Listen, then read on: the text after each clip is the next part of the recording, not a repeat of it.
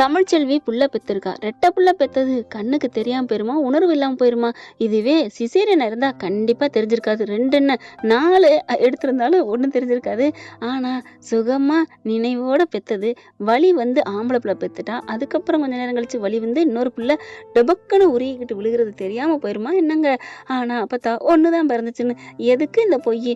சொன்னா முழுக்க நினைஞ்சா முக்காடு இருக்குங்கிற மாதிரி உண்மையை சொல்லணும். இல்லைன்னா ஏதாவது பண்ணி ஆரம்பத்திலே பண்ணியிருந்திருக்கணும். ஆனா அதை விட்டுட்டு இப்போ வந்து ஒத்த பிள்ளை தான் அப்படின்னா அவ என்ன கேனையா? கேப்ப கேன் என்ன கேப்பேன்னு சொல்லுவாங்கல்ல, அந்த மாதிரி தமிழ்ச்செல்வி என்ன யாருக்கு உரிமை இருக்கு என் பிள்ளைய கொடுக்குறதுக்கு? சும்மா லெஃப்ட் ரைட்டு வாங்குறாங்க. தமிழ்ச்செல்வி சும்மாவே போல்டா அப்படியே பத்திரகாளி மாதிரி கத்துவாங்க. இப்போ பார்த்தா விடுவாங்களா என்ன? எந்த பிள்ளையா இருந்தாலும் சொல்லுவாங்க, உண்மையிலே சொல்லுவாங்க. கிராமத்து சைடுலாம் ஒரு பழமொழி இருக்கு, எவனுக்கு கேளு கொடுத்தாலும் ஒரு பிள்ளைய கூட உயிரோட யாருக்கும் கொடுக்க மாட்டான்னு சொல்லுவாங்க. அதுதாங்க தமிழ்ச்செல்வி, தமிழோட பண்பாடுன்னு சொல்லுவாங்க. என் பிள்ளை நான் யார்ட்டையும் இருக்க விட மாட்டேன். அதுவும் கல்யாணத்தை இன்னொருத்தி கழுத்துல தாலி கட்டுவானா, அப்புறம் எதை நம்பிங்க கொடுக்க முடியும்? அவன் தனிமரமா இருந்தா கூட பிள்ளைய வளர்த்துருவான். இன்னொருத்திய அதுவும் இது மாதிரி ஒரு ராட்சசி பேய் பிசாசு சொத்துக்காக என்ன வேணாலும் பண்ற சூனிய கிழவி கிட்ட போயிட்டு அந்த ஒரு உயிரை இழக்க விரும்புவாளா என்ன? தமிழ்ச்செல்வி சிங்கம் ஒன்று புறப்பட்டதுன்னு கிளம்பி வருது. எல்லாரும் பின்னாடியே வருதுங்க. அப்பத்தான் அவங்க அம்மா எல்லாரும் பிள்ளையும் விரலுக்குள்ளக்குன்னு தூக்கிக்கிட்டு பாக்குறாங்க. நான் என்ன ஆனாலும் சரி என் பிள்ளைய வாங்காம விட மாட்டேன் அப்படின்னு அன்னைக்கு எப்படி போராட்டம் பண்ண வந்துச்சோ அதே மாதிரி தாங்க இப்பவும் போய் நின்றுட்டு அண்ணே கருப்பண்ணே மலரக்கா அப்படின்னு கத்துறாங்க. ஏன்னா அந்த வீட்டுல கூப்பிட வேண்டியது 2 பேர் தானே. அதுக்கப்புறம் மாமான்ட்டா பெரிய மாமாவா சின்ன மாமான்னு தெரியாம போயிரும். அதனால கத்தவும் இங்க உள்ளுக்குள்ள வந்துட்டு புள்ளைய விடாம கொஞ்சம் கொஞ்சிறாரு, தாங்குறாரு, தடுக்கிறாரு. ஐஸ்வர்யா கூட கண்டுக்கவே இல்லை. ஐஸ்வர்யா நின்று உரிமிக்கிட்டே இருக்கு. போச்சே எண்ணெயை தடவ வேண்டிய கையால இன்னைக்கு அந்த புள்ளைய தடவிக்கிட்டு இருக்கானே, எண்ணெயை கொஞ்ச வேண்டிய அந்த கை அந்த புள்ளைய கொஞ்சிக்கிட்டு இருக்கே, எண்ணெயை கட்டி அணைக்க வேண்டிய அந்த கை அந்த புள்ளைய கட்டி அணைச்சிக்கிட்டு இருக்கே ஆண்டி, நான் என்ன பண்ணுவேன் ஆண்டி அப்படின்னு அழுகாத முறையா அழுதுட்டு இருக்கு ஐஸ்வர்யா. எப்படியாவது உனக்கு விடிவு காலம் வருண்டி நீ பொறுத்துருடி அப்படின்னு ஆண்டிக்காரி சொல்லிக்கிட்டு இருக்கு. இந்த சமயத்துல தான் வெளியில இருந்து ஒரு கூக்குரல். அப்படியே எல்லாரும் ஓடி வர புள்ளைய தூக்கிக்கிட்டு தாங்க சேதும் வராரு. ஆனா தமிழ்ச்செல்வி சொன்ன மாதிரி வீட்டுக்குள்ள படியில கால் வைக்கலையே. வெளியில எல்லாரும் வராங்களா, ராஜாங்க அம்புட்டு வர புள்ளைய சேது கையிலேருந்து பார்த்தோன்னே சும்மா அப்போ சீறி பாயுது. வேகமா ஓடி வர இவர் பிள்ளை அப்படி லைட்டா அப்படி பிள்ளையோட அப்படி ஒதுங்க பாக்குறாரா. என் பிள்ளைய கொடுங்க அப்படின்னு பிடிச்சு மறிக்க. ஏய் தமிழ் விடு, தமிழ் நீ நல்லா இருக்கில்ல, உனக்கு ஒண்ணு இல்லையே, ஏ நான் நல்லா இருக்கேன், நல்லா நாம போறேன், உனக்கு என்ன அதை பத்தி அப்படின்னு என் பிள்ளைய குடுறா அப்படின்னு சொல்லிட்டு பறிக்கிறாங்க. தமிழ் என் பிள்ளைய விடுமா, நான் பாத்துக்கிறேன், ப்ளீஸ் தமிழ் என்ன மன்னிச்சிரு, பிள்ளைய பறிக்காத ப்ளீஸ்னு கெஞ்ச முடியாதுன்னு சொல்லி மறிக்க பாக்குறாங்க. அதுக்குள்ள இங்க ராஜாங்க வந்துடுறாங்க. ஈஸ்வரி எல்லாருமே தமிழ் இருமா இரு பொறுமையா பேசிக்கலாம் அப்படின்னு சொல்லி 2 பேரையும் பிரிக்கிறாங்க. முடியாது என் பிள்ளைய வாங்காம நான் விட மாட்டேன் அப்படின்னு சொல்லிட்டு பறிக்கிறாங்க வைக்கிறாங்க. திமிரிக்கிட்டு அந்த உண்மையான தாய் மனசு படுற பாடு இருக்கு பாருங்களேன், நல்லா காமிக்கிறாங்களா. இப்ப எல்லாம் ஒதுக்குறாங்க, ஆட்களும் வந்துடுறாங்களா. அதுக்கப்புறம் தமிழ்ச்செல்வியை பிரிக்க அம்மாடான்னு பொதுக்கடின்னு போய் மண்ணுல விழுகுது. ஐயோ அக்கா அப்படின்னு அவங்க தங்கச்சி எல்லாருமே பார்க்க அம்புடு பேருமே ஒரு மாதிரியா உட்காருங்க நீங்க உட்காருங்க அப்படின்னு எல்லாரையும் உட்கார சொல்லுது தமிழ்ச்செல்வி. அந்த மண்ணுலயே வீதியிலே உட்காடுறாங்க. மலர் வந்து தமிழ் என்னாச்சு தமிழ், ஏன் தமிழ் அக்கா என்னக்கா நீனு பேசாம தெரிந்தியா, இந்த பிள்ளை என் பிள்ளைன்னு தெரியுமில்ல, ஏக்கா வச்சுட்டு இருக்க, என்னை தூக்கிட்டு வந்து கொடுக்க கூடாதா? ஏன் தமிழ் நீ பறிச்சு கேட்டே கொடுக்க மாட்டேங்கிறாங்க, நான்லாம் கேட்டா கொடுத்துருவாங்களா? ஏன் தமிழ் அதுவும் சரிதான் அண்ணே கருப்பண்ணே, நானும் அப்படித்தாம்மா, அதே கைதி கூண்டுதாம்மா நானும் அப்படிங்கிறாங்க. ராஜாங்க பாக்குறாரு, இங்க பாருடா, நீ 2 பிள்ளையும் வச்சு வளர்க்க முடியாது, நீ சொல்றதெல்லாம் கரெக்டு தான், நீ ஒண்ணு வச்சுக்கோ நாங்க ஒண்ணு வச்சுக்கிறோம், வேணுமா அப்படி இந்த பிள்ளை உனக்கு வேணுங்கிறியா, தாராளமா தர்றோம் வாங்கிக்கோ. மாமா ரொம்ப தேங்க்ஸ் மாமா, நீங்க இப்படி சொல்லுவீங்கன்னு நினைக்கவே இல்லை மாமா, உண்மையிலே உங்களை நான் அவ்வளவு பூசிக்கிறேன், நான் வந்து கொஞ்சம் கோவமா இருந்தேன், இப்ப அது போயிருச்சு, உங்களை நான் நல்லா எப்படி அப்ப நினைச்சனோ அதே மாதிரி உங்களை சாமியா பூஜை பண்ணி கும்பிடுவேன், கொடுங்க மாமா கொடுங்க அப்படிங்கல. முழுசா கேளுமா, நீ இந்த ஆம்பளை பிள்ளைய வச்சுக்கோ, எங்களுக்கு என் பொண்டாட்டி உன் வயித்துல வந்து பிறந்திருக்கா, அவளை கொடுத்துரு அப்படின்னு கோவம் வருது. சிரிச்ச மூஞ்சி சுருக்கிது தமிழ்ச்செல்விக்கு. என்னது பொம்பளை பிள்ளை உங்க பொண்டாட்டி கொடுக்கணுமா? நாங்க சுமந்து பெத்து ஈ கடிக்காம எறும்பு கடிக்காம பிறந்து நாங்க வளர்க்குறத உங்ககிட்ட கொடுத்துட்டு நாங்க நாக்கு வலிச்சிட்டு இருப்போமா? ஏமாம்மா நானும் தான் கேட்குறேன், நான் இது வரைக்கும் நீங்க தப்பா நினைக்காதீங்க, உங்களை நான் தப்பா நினைச்சதில்ல, ஆனா இந்த நிமிஷத்துல இருந்து அந்த நினைப்பு பூரா தப்புன்னு தோணுது மாமா. எப்படி மாமா ஒரு தாயிட்ட இருந்து பிள்ளைய பிரிக்க நினைக்கிறீங்க? உங்க அம்மா கிட்ட இருந்து உங்களை பிரிச்சா ஏன் இப்ப பிரிக்கிறக்கே நீங்க எவ்வளவு இடிஞ்சு போயிருக்கீங்கன்னு எனக்கு நல்லா தெரியும். இத்தனை வருஷத்துக்கு அப்புறமும் உங்களுக்கே இப்படின்னா பெத்த புள்ள அந்த புள்ள பிஞ்சு முகத்தை கூட நான் பார்க்க கூட இல்லை, பிரிச்சு எடுத்துட்டு வந்தீங்களே பாவீங்களா, நீங்களாம் விளங்குவீங்களா அப்படின்னு கத்த ஆரம்பிக்கிறாங்க. அப்படியே ஏத்தி இறக்கமா பேசுறாங்களா. ஐயோ என் மகளுக்கு ஏதாவது ஆயிடுச்சா அப்படின்னு வசந்தியும் அவங்க புள்ள அவங்க அப்பனும் செல்லம் பண்ணி பார்க்க அப்ப திறந்துட்டு தமிழ் அடியே கொஞ்சம் பொறுமையாயிரடி, வாய மூட அம்மாச்சி அப்படின்னு சொல்லிட்டு சேச்சே இனிமே நான் அம்மாச்சிட்டு கூட சொல்ல மாட்டேன். உனக்கு எவ்வளவு தைரியம் இருந்தா என் பிள்ளைய கொண்டாந்து இங்க கொடுக்க முடியும்? இந்த வீட்டு வாரிசுனா தன்னால வந்துருமா? ஏன் இந்த வாரிசு அங்க இருந்த புல்லு பூண்டு இதெல்லாம் இருக்கே அங்க போட்டு விதைச்சு எடுத்து பாருங்க, வாரிசு வருதான்னு பார்ப்போம். எப்படி வரும்? வராது. அதுக்கு ஒரு பொண்ணுன்னு வேணும். அப்போ நான் பெத்ததுனால அது வந்துச்சு, நான் வராம இருந்தா வந்துருமா? அப்ப நானே வேணாங்கல்ல, என் பிள்ளை எதுக்கு அப்படின்னு சொல்ல, இல்லடி இல்லடி அப்படிங்கிறாங்க. அதெல்லாம் முடியாது, என் ஆம்பளை பிள்ளைய வாங்கி தரீங்களா இல்லையா? சேது பாக்குறாங்க. தமிழ், நான் மனசாட்சியை விட்டு பேசாத, எனக்கு என் பிள்ளை வேணும் அவ்வளவுதான். அப்போ தான் ஏய் இங்க வாடி அப்படிங்கல ஐஸ்வர்யா நிக்குதா. இவளுக்கு என்ன பதிலு? அவ ஒரு ஓரத்துல இருந்துட்டு போயிருவா. ஓ, ஓரத்துல இருந்துட்டு போயிருவாளா? ஒரே நாள்ல உன் பிள்ளைய ஒண்ணு இல்லாம பண்ணாலும் பண்ணுவா, அது தெரியுமா? நீங்க எல்லாம் அவங்கள நம்பலாம், நான் நம்ப மாட்டேன். ஏய் என்னடி ரொம்ப பேசுற அப்படின்னு ஈஸ்வரி வர, இந்த பார் உன்கிட்ட பேச்சுக்கே வரல, உனக்கு எனக்கு எந்த பேச்சு இல்ல, உன் மரியாதையை காப்பாத்தீங்கன்னா போயிட்டே இருக்கணும். உடனே ஐஸ்வர்யா வருது. என்னடி என்ன என்னடி நீ எல்லாம் ஆணிமணிக்கிடி, எப்படி கல்யாணம் பண்ணேன்னு எனக்கு தெரியும்.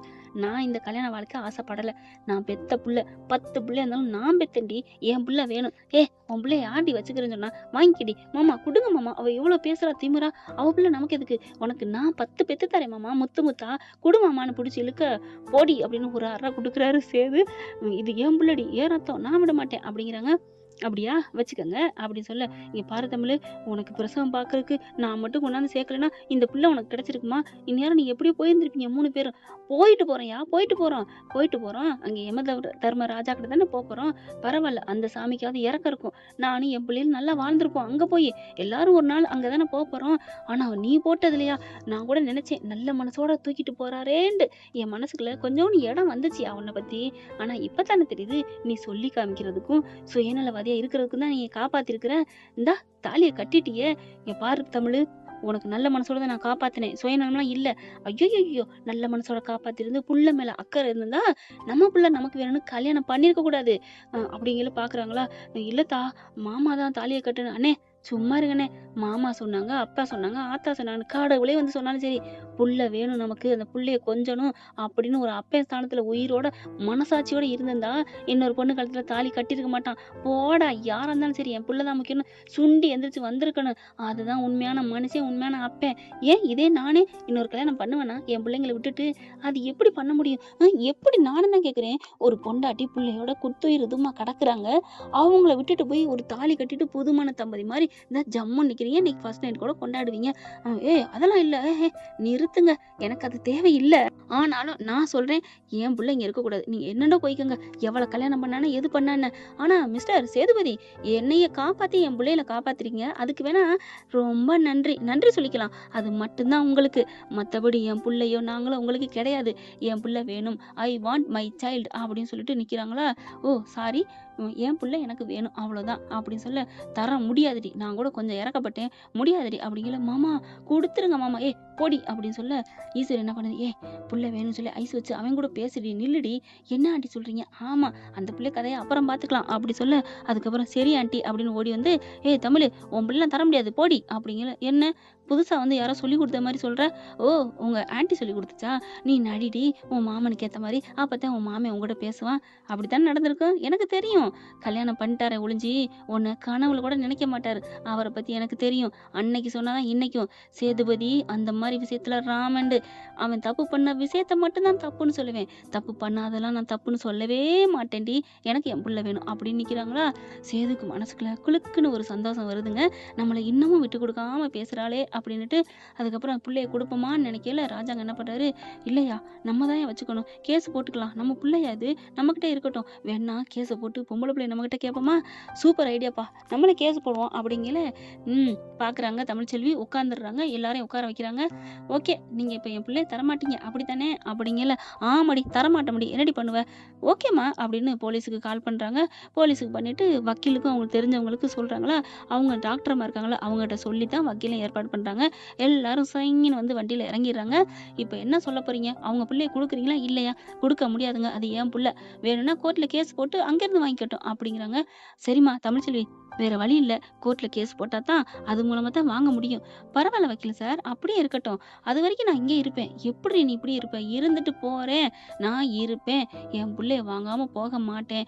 ஒரு பெத்த தாயினா அப்படித்தான் இருக்கணும். புள்ளைய பெத்து தெருவுல போட்டு போறவ தாய் இல்ல. என்ன நிலையிலயும் புள்ளைய விடாதவ தான் தாய்.